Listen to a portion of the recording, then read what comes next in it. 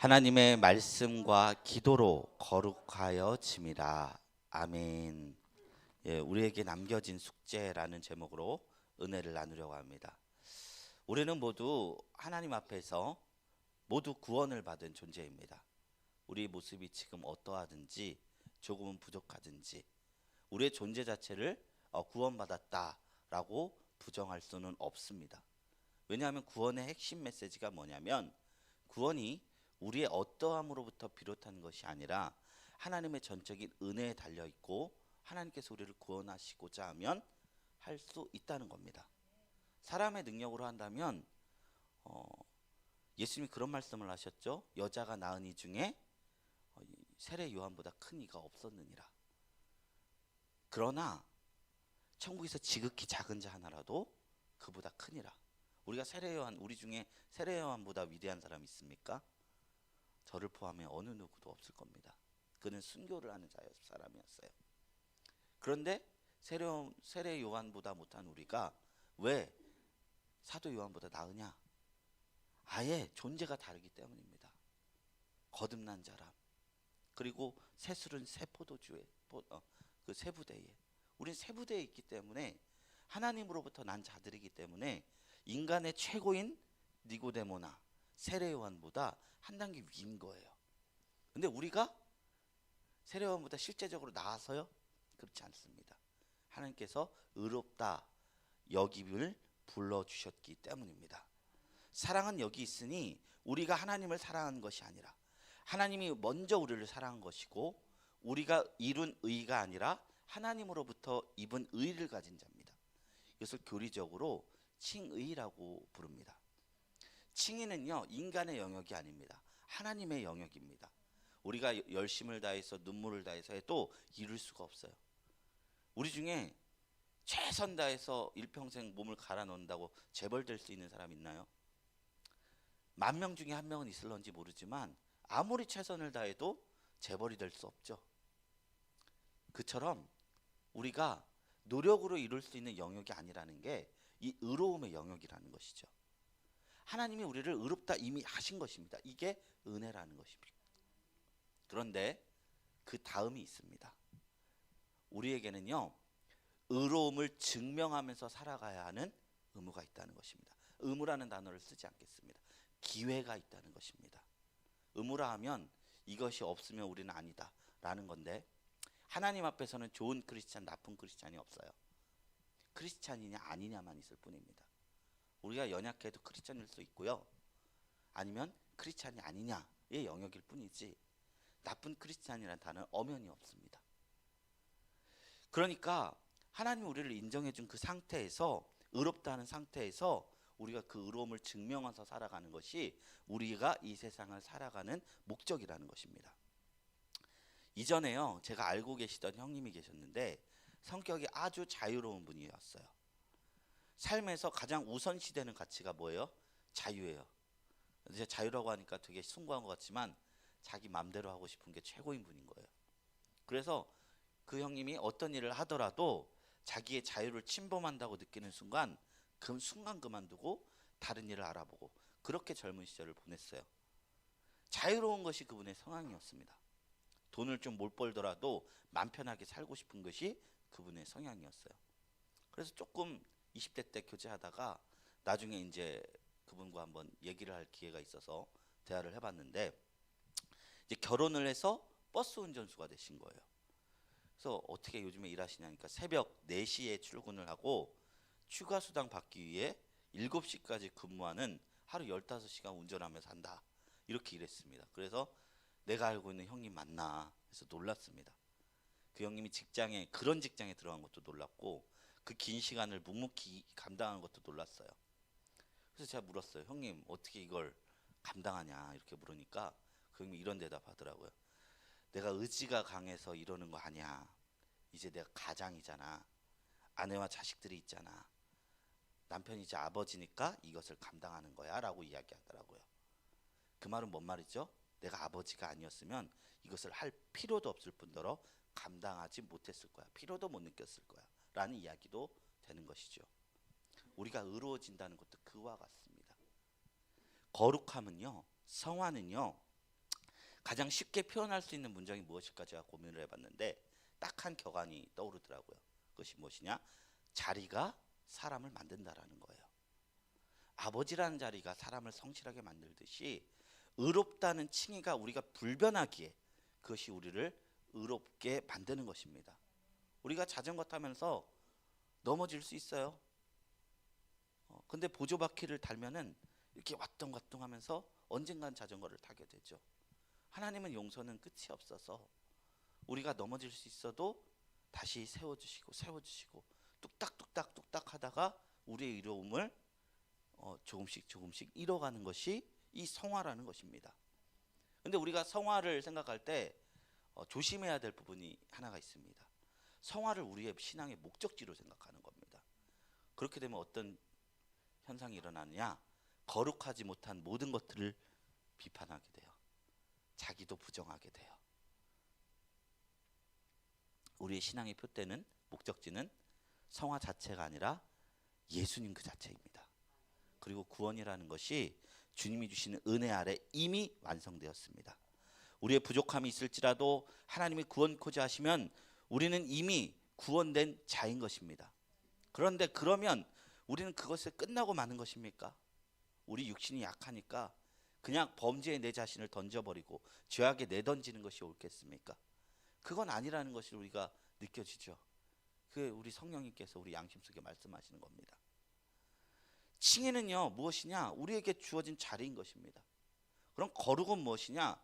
구원된 우리가 만들어가야 할 자리인 것입니다. 성경에서 말하는 믿음은 아는 것을 이야기하지 않습니다. 안다는 것은 지식에서 끝나는 것이지만 믿음은 그 거룩한 지식으로 말미암아 내가 살아내는 것까지, 나아가는 것까지를 이야기하죠. 그래서 성경이 행함이 없는 믿음을 죽었다고 이야기합니다. 예수님을 믿음으로 우리가 하나님의 자녀로 구원을 이룬다는 이야기들을 우리가 너무나 잘 알고 있습니다. 성화는 그 은혜 앞에서 우리에게 남겨진 과제입니다. 그런데 이 태도가 없는 것 자체가 우리 구원을 다시 물어봐야 할 수준인 거예요. 어떤 사람은요 그 용서를 오해해서 죄를 지을 자유라고 생각하는 분이 있어요. 이런 분들은 그러니까 칭의 자체를 오해했을 뿐더러 복음을 오롯이 깨달은 것이라 볼 수 없어요. 우리는요 이미 선하게 살고 싶어도 선하게 못 사는 DNA가 있습니다. 성경에서 그런 얘기 있잖아요. 굿수인이 그 피부를 희게 할 수 있느냐? 표범이 그 가죽의 반점을 뺄 수 있느냐? 할 수 있을진데 죄악에 익숙한 너희도 그러할지니라. 우리 DNA에 심겨진 게 이 죄성이기 때문에 이거를 우리가 극복하지 못한다는 건 사실이에요. 근데 그 태도가 너무 중요합니다. 내가 어차피 못 입으니까 하나님 용서해 주니까 마음대로 살래 와. 하나님 말씀 지키려고 살아가면서 걸어가다가 지를 짓는 것은 근본적으로 아예 다른 겁니다. 겉으로 보기에는 모르지만 마치 그 씨앗이 심기면 초반에 이게 이삭인지 가라진지 처음엔 모르잖아요. 나중에 열매를 맺어야지만 아는 것처럼 겉으로 볼 때는 이 사람이 연약해서 죄를 짓는지 죄를 지을 자유라고 오해해서 죄를 짓는지를 헷갈릴 수 있습니다. 그런데 분명하게 그 두 가지는 복음 안에서 다른 것입니다. 우리가 죄를 범할 수 있지만 은혜가 더한 곳에 죄가 넘치니라고 죄를 짓지 않고 하나님의 용서 안에서 더욱더 거룩해지시기를 축원합니다. 거룩이 무엇일까요? 우리가 분명히 알아야 합니다. 거룩은요 죄된 우리의 성품이 점차로 하나님의 성품이 되어가는 과정입니다. 하나님께서 레위기에서 그렇죠. 내가 거룩하니 너희도 거룩하라. 예수님께서 산상수훈에서 그러셨죠. 하늘에 계신 너희 아버지의 온전하심과 같이 너희도 온전하라. 예수님도 하나님도 우리에게 숙제를 내주신 거예요. 거룩의 숙제를. 이것이 우리에게 남겨진 숙제라는 것입니다. 성경 말씀은 여러 가지 말씀으로 우리가 거룩해져야 한다는 것에 대해서 기록하고 있습니다. 에베소서 4장 21절 24절에 진리가 예수 안에 있는 것 같이 너희가 과연 그에게서 듣고 또한 그 안에서 가르침을 받았을진데 너희는 유혹의 욕심을 따라 썩어져가는 구습을 쫓는 옛사람을 벗어버리고 오직 심령으로 새롭게 되어 하나님을 따라 의와 진리의 거룩함으로 지으심을 받은 새 사람을 입으라 라고 말씀하고 있고요. 그러므로 우리가 낙심하지 아니하노니 겉사람은 후패하나 우리의 속은 날로 새롭도다 라고 이야기하고 있습니다. 에베소서 4장 13절에는 우리가 다 하나님의 아들을 믿는 것과 아는 일에 하나가 되어 온전한 사람을 이루어 그리스도의 장성한 분량이 충만한 데까지 이르라고 권면하고 있습니다. 이 말씀들의 공통점이 있습니다. 이 말씀이 모두요, 아까 말씀드렸듯이 믿는 자에게 주어지는 말씀이라는 것입니다. 구원받은 자들의 조건이나 책임의 영역이 아닙니다. 거룩하게 살아갈 기회를 제공하는 말씀이라 볼 수 있습니다. 우리가 죄인이어도 구원하시는 것이 하나님의 사랑입니다. 그런데 반면에 그래 하나님이 죄인이니까 나는 이 모습 이대로 살래. 어차피 하나님의 구원이 정해졌는데 마음대로 살겠다. 죄 좀 지면 어떠냐. 이러한 자세로 신앙을 대한다면 그 자체가 구원에 있지 않다는 것입니다. 신앙 자체를 점검해 보아야 한다는 것입니다. 제가 아는 한 제가 경험한 그 사람들 중에 참 신앙의 그 진리와 은혜를 맛보고도 나 죄 짓고 살래 이런 자는 없었습니다. 성령이 내 안에 오시면 먼저 제 죄를 먼저 하게 되는 게 회개예요. 내 안에 있었던 모든 죄악을 회개하면서 가게 되거든요. 근데 우리가 단순히 주일학교에서 교리적으로 이걸 배우면 그것이 그 회개나 이런 것들 없이 왜곡돼서 그냥 죄를 지어도 하나님 용서하시니까로 되는 겁니다. 물론 중독된 죄에서는 그럴 수 있죠. 연약해서 상처가 건드려져서 유혹에 빠져서 죄인 줄 알면서도 넘어질 수 있죠.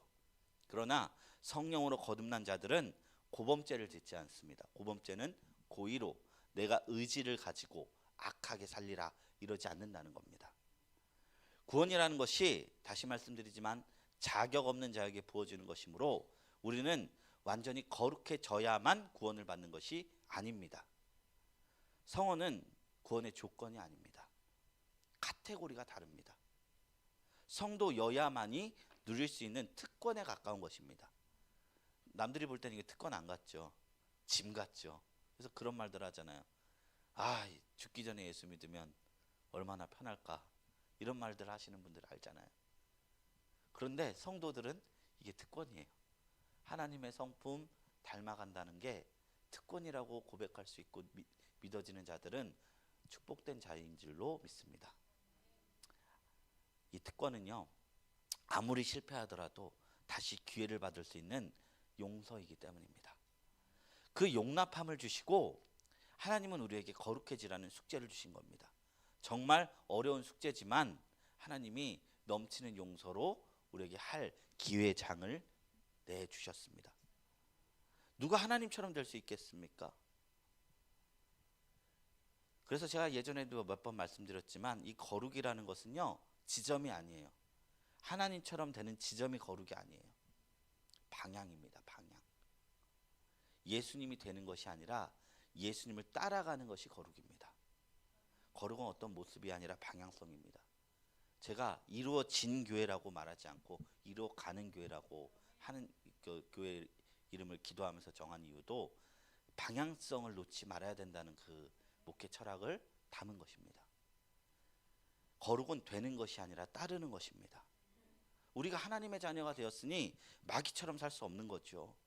거룩한 삶을 산다는 것은 모든 그리스도인들이 도덕적으로 완전 무음한 삶을 살지 못하면 구원과 관계없다는 뜻을 이야기하는 것이 아니에요. 이것에 매이면 우리 모습은 믿음 후에도 절망과 슬픔뿐입니다. 성화는 방향성을 가지고 어제보다 나은 오늘이 주님 앞에서 끊임없이 이루어지는 방향을 이야기하는 겁니다. 다시 말씀드립니다. 거룩은 되는 것이 아니라 십자가를 지고 예수님을 따르는 삶을 이야기합니다. 그래서요, 포기하지 않으시기 바랍니다. 하나님도 우리를 포기하지 않기 때문입니다. 하나님은 포기하지 않는 자, 믿음을 가진 자를 도우시고 계속해서 서포트해 주신 줄로 믿습니다. 하나님이 원하시는 거룩함을 이루기 위해 우리는 주님과 동행하며 어제보다 나은 오늘을 매 순간 맞이합니다. 그래서 거룩은 하루아침에 이루는 것이 아닙니다. 점진적으로 이루어집니다. 심지어 평생 이걸 해가도요, 죽기 하루 전에도 내 안에 있는 연약함 다 벗어던지지 못할 수도 있습니다. 그럼에도 불구하고 쫓아가는 게 거룩이라는 겁니다. 죽기 전에 하루 전에도 괴팍한 그리스도인이 있을 수 있어요. 그러나 그 믿은 처음보다 그 후가 낫다면, 방향성을 갖는다면 하나님은 그 방향을 보고 거룩하다 인정해 주십니다. 그리고 그 거룩을 쫓아가는 사람들의 유익은 뭐냐? 날마다 자라가고 있는 내 안에 하나님의 나라를 발견하는 기쁨이 있습니다. 그러기에 아까 읽었던 에베소서 4장 16절에 우리가 낙심하지 아니하노니 겉사람은 후패하나 우리의 속은 날로 새롭도다라고 이야기하는 것입니다. 그리고 이 거룩의 측면에서 우리가 거룩을 위해서, 이 거룩을 이루기 위해서 도울 수 있는 어떤 중요한 신앙 훈련들이 있어요. 그것을 몇 가지를 나누려 합니다. 우리가 거룩해지기 위해서는 어떤 훈련이 필요하냐? 크게는 세 가지인데, 첫째는 바로 나를 아는 것입니다. 거룩해지는 삶은 쉽지 않습니다. 많은 그리스도인들이 거룩을 추구하다가 도리어 실족하는 경험을 하게 돼요. 어떤 실망을 하느냐? 내가 얼마나 거룩할 수 없는 죄인인지를 깨닫는 거예요. 저도 다이어트 하기 전에는 마음을 안 먹어서 그렇지 마음을 먹으면 살을 뺄 수 있다라는 착각 속에 있습니다. 근데 이제 다이어트를 막상 하면 내가 다이어트를 할 수 없는, 얼마나 맛있는 음식을 좋아하는 사람인지라는 것을 깨닫게 되죠.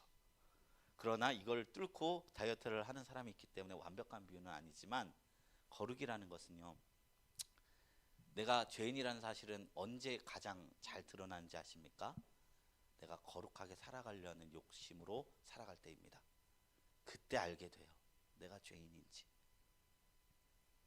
그런 욕심 없는 사람은 이 정도면 괜찮지라고 살아가요.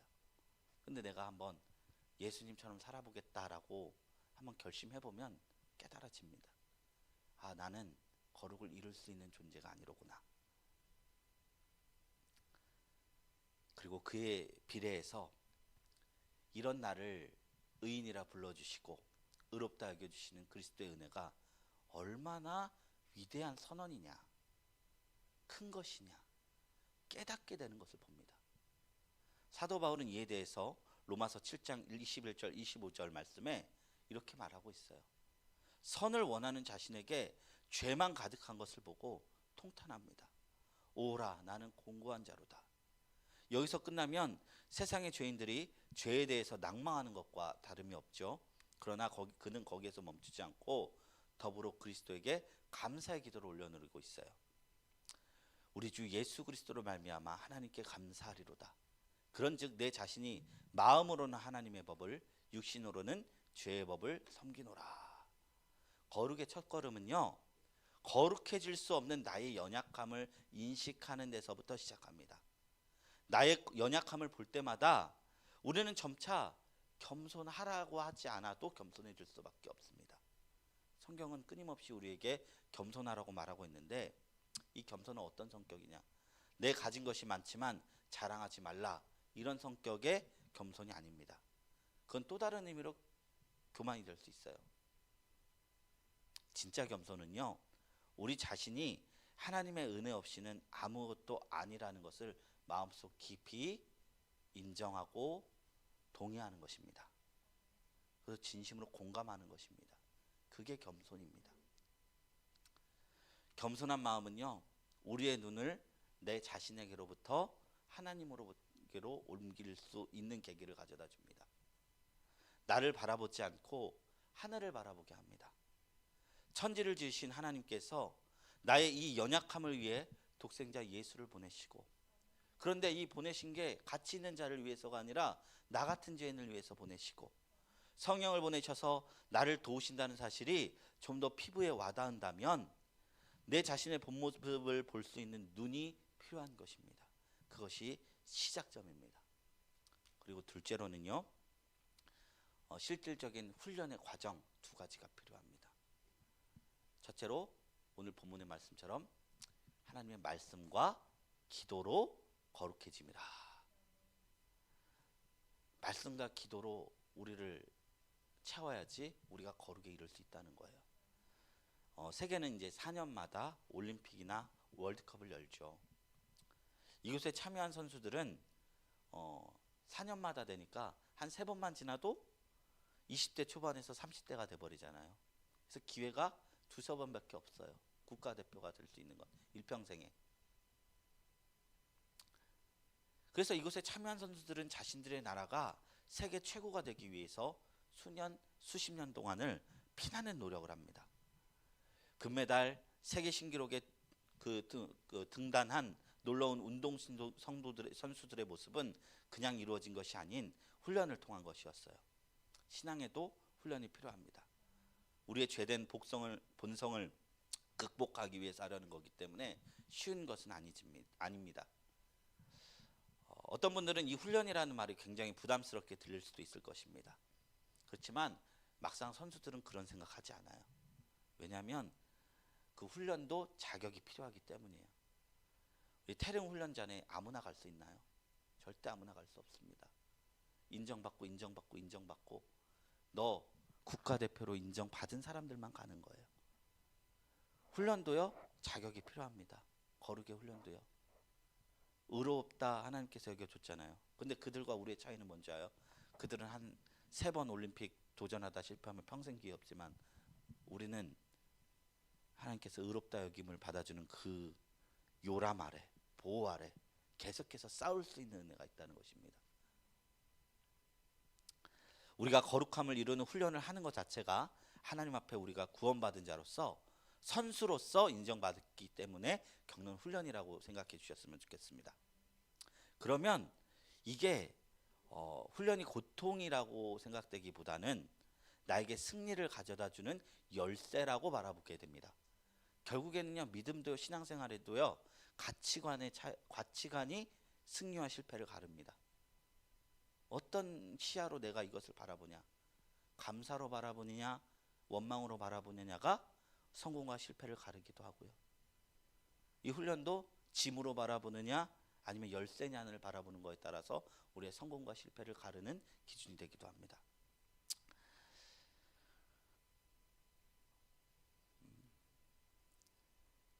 먼저 우리 말씀은 어떤 것이냐? 로마서 10장 17절에 이런 말씀을 하죠. 우리 다 같이 읽습니다. 그러므로 믿음은 들음에서 나며 들음은 그리스도의 말씀으로 말미암느니라. 하나님의 말씀을 가까이 하면서 우리 안에 거룩을 채우라는 거예요. 하나님의 말씀을 듣는 훈련을 하게 되면 우리 안에 믿음이 자라납니다. 믿음의 삶을 살게 되는 원동력이 됩니다.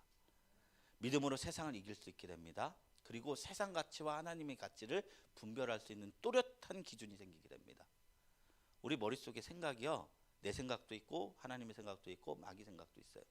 가만히 두면 마귀 생각을 내 생각처럼 여기고 살아갈 때도 있고 내 생각도 내 생각이 주가 돼서 살아갈 수 있어요.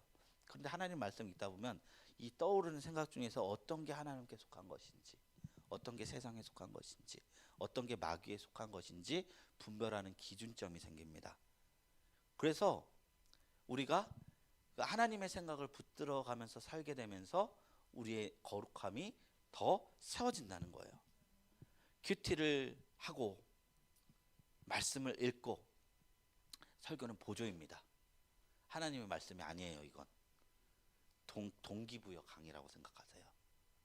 하나님의 말씀 직접 읽으시고 직접 가까이 하시고 그 앞에 직접 나아가는 것이 주님의 음성입니다. 세상 만물에서 주님의 뜻이 무엇일까 분별하면서 살아가면 하나님의 음성이 들리고 주님의 길이 보입니다. 그 길을 따르면 우리가 거룩해지는 것이라 성경은 이야기하고 있습니다. 그리고 또 다른 한면으로 우리가 기도를 해야 한다고 합니다. 저희는 기도를 통해서 하나님의 뜻을 구하고 나의 마음을 올려드립니다. 근데 기도의 가장 본질적인 측면이 뭐냐? 대화입니다. 대화. 우리에게 있어서 기도가 다 그런지는 아니지만 하소연인 측면이 많죠. 그러니까 하소연할 거 없으면 기도 안 해요. 저도 그렇고요. 근데 기도의 가장 본질적인 뭐죠? 대화입니다. 대화.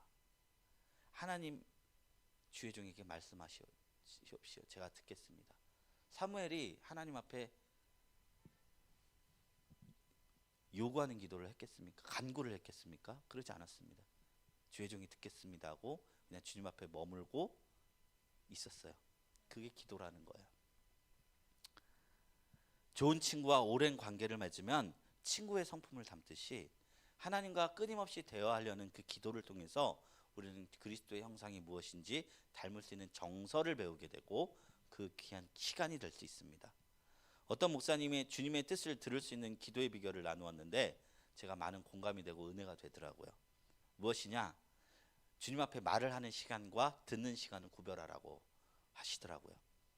그래서 기도가 안 나오실 때도 오늘은 내 안에 간구할 게 없나 보다. 평안 주셔서 감사합니다 하고 그냥 듣는데요. 무슨 말을 하시든지 듣겠습니다. 주님의 뜻을 비춰주시옵소서. 그리고 그냥 눈을 감고 하나님께 집중한대요. 그렇게 기도를 하신다는 겁니다. 그러면 기도가 쉽다고 말씀하시더라고요. 아, 맞다. 말하는 것이 목적이 되는 기도보다 듣는 것이 목적이 되는 기도가 참 아름답구나 라는 생각이 들었습니다. 이렇게 주님 앞에 머무를 때 성령 하나님께서 우리 안에 하나님의 음성과 뜻을 알려줍니다. 그런 기도가 우리를 거룩으로 이끌어 간다고 성경은 이야기합니다. 근데 이게 안 될 것 같은데 되는 이유가 무엇입니까? 그냥 말씀 읽고 기도하고 소름이 매일매일 돋거나 임재를 매일매일 느끼면 내가 이거를 통해서 성장하는구나를 느낄 수 있는데, 우리가 기도하는 동안 10%는 은혜 받고 90%는 그냥 흘러가는 시간일 때가 많아요. 이게 정말 나를 거룩하게 만드는가 의구심이 들 때가 있어요. 그러나 돌아보면 합니다. 성령님께서 우리 안에 열매를 맺어가는 과정을 우리가 경험하게 됩니다. 모든 훈련이 그렇습니다. 말씀과 기도를 병행하는 삶이 깊은 감동의 시간이 될 수 있지만 때로는 아무런 감정 없이 몸이 건조할 수도 있습니다. 감동을 쫓아가면 이상한 사람들을 쫓아가게 돼요. 이단들 제일 감동적이에요. 교주들 사람의 카타르시스 건드리는 법을 너무나 잘 알아요. 목회자도 저는 가끔 그런 생각을 해요. 우리가 이제 사골 국물을 끓일 때 거품이 참 많이 오릅니다. 근데 거품을 다 걷어내고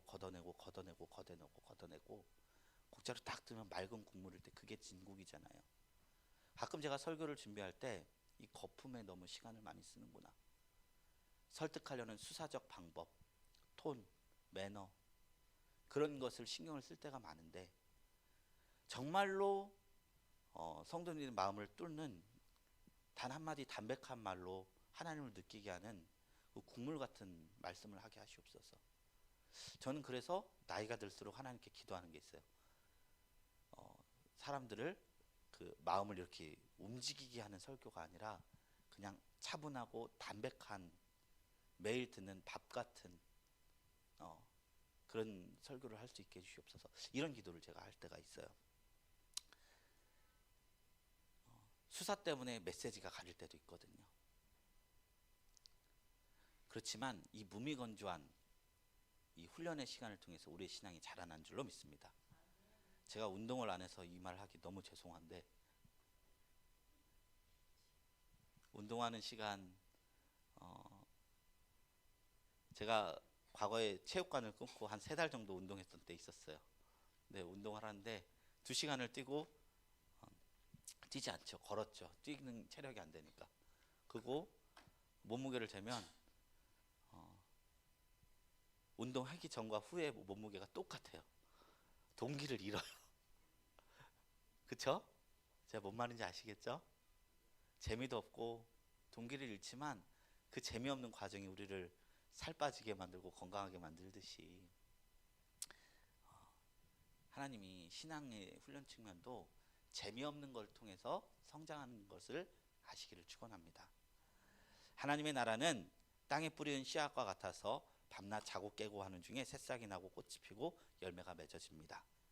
시간이 흐른 후에 우리는 열매로 씨앗이 열매를 맺었다는 사실을 알 수 있지만 그 맺어지는 과정을 우리의 눈으로 분별하기 어렵습니다.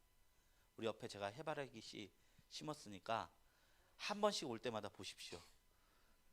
주일마다 보면 자라 있을 겁니다. 그러나 결코 자라는 과정 우리 중에 보는 사람 아무도 없을 것입니다.